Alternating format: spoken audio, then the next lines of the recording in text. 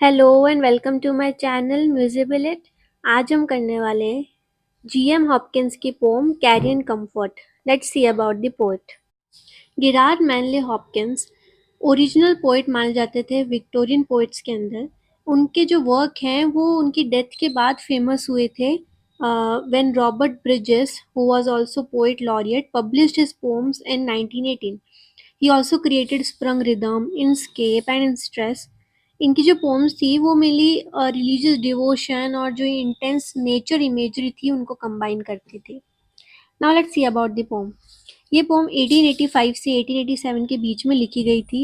इसे terrible sonnets के अंदर माना जाता है, जिसका मतलब था कि ये एक ऐसा टाइम पीरियड था जिसमें हॉपकिंस अपना डिस्पेयर, डिप्रेशन, स्पिरिचुअल स्ट्रगल बताया करते थे।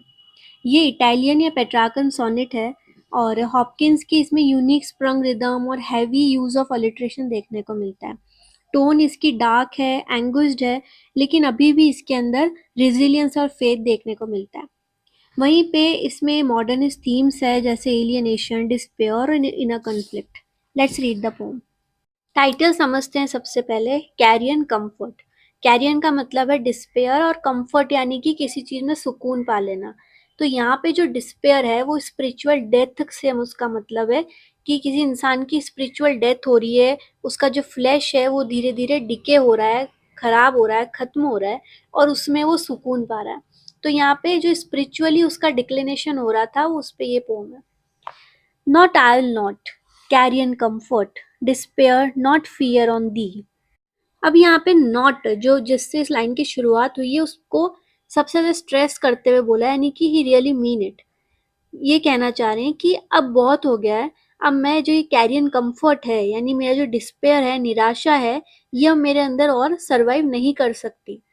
Not untwist slack they may be these last strengths of man. फिर वो कहते हैं कि नॉट लूज यानी कि अब जो अनट्विस्ट से मतलब है लूज, कि अब मैं और जो मेरे स्ट्रेंथ्स हैं, लास्ट स्ट्रेंथ्स ऑफ मैन, यानी कि अब वो एक डिकेइंग स्टेज पे हैं, लास्ट उनका स्टेज चल रहा है। और चाहे वो कितने भी वीक हो गए हों, स्लैक डे में भी वीक हो गए हों, लेकिन अब वो ये जो स्ट्रेंथ्स हैं इनको अब और लूज नहीं होने देंगे। It me your most weary cry I can no more I can. भले ही मैं थक गया हूँ और उस थकान के लिए यानी कि वो जो उनके अंदर से एक क्राई आ रही है एक तरह से, जो दुखी हो चुके हैं इस सब सिचुएशन से, लेकिन फिर भी वो सोचते हैं कि शायद अब वो और नहीं कर सकते। पर फिर भी लास्ट के जो टू वर्ड्स है आई कैन, ये उनके अंदर का एक ऑप्टिमिज्म दिखाता है कि वो इतने हारने के बाद भी, थकान के बाद भी अब वो तैयार हैं, फिर से एक कोशिश करना चाहते हैं। Can something hope wish day come not choose not to be. फिर वो सोचते हैं कि एक पोएट, एक इंसान कर क्या सकता है, सिर्फ होप।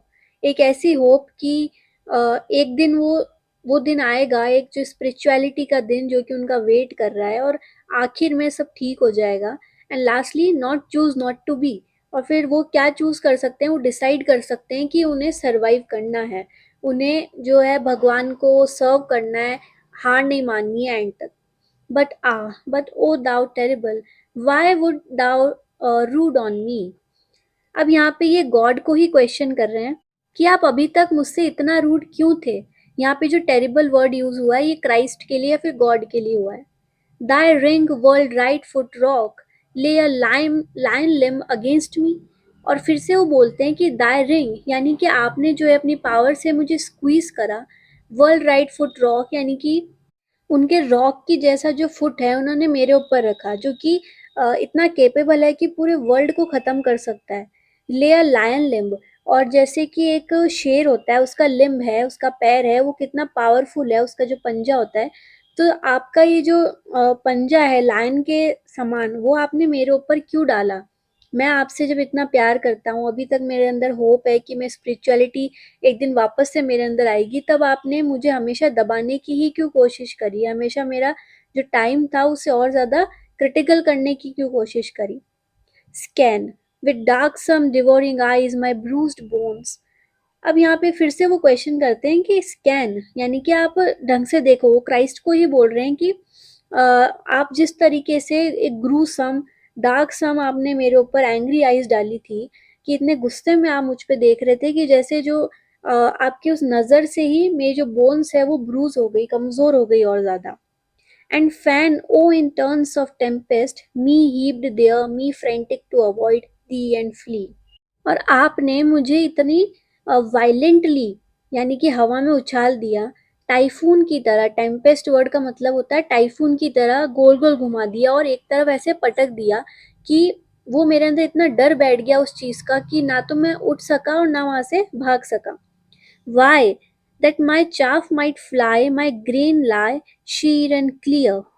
अब वो क्वेश्चन कर रहे हैं व्हाई, मतलब वो भगवान से क्वेश्चन कर रहे हैं लेकिन वो आंसर खुद ही देते हुए बोलते हैं कि शायद आपने ये सब इसलिए किया इतना बुरा मेरे साथ ताकि माई चाफ माइट फ्लाई, यानी कि जो चाफ का मतलब होता है जो भूसा होता है ग्रेन का जो अनवांटेड पार्ट होता है वो माइट फ्लाई, यानी कि मेरे अंदर से जो अनवांटेड चीज़ें थी जो शायद मेरी पर्सनालिटी को दबा रही थी, मुझे एज अ ह्यूमन एक स्पिरिचुअल लेवल पे जाने से रोक रही थी, आपने शायद उन अनवांटेड चीज़ों को हटाने के लिए मेरे साथ ऐसा किया ताकि माई ग्रेन लाए, यानी मेरे अंदर जो प्योरिटी है, प्योरनेस है, शीर एंड क्लियर, वो सब नीचे आ सके, यानी कि फाइनल जो एक आउटकम हो वो बहुत अच्छा हो, पॉजिटिव हो।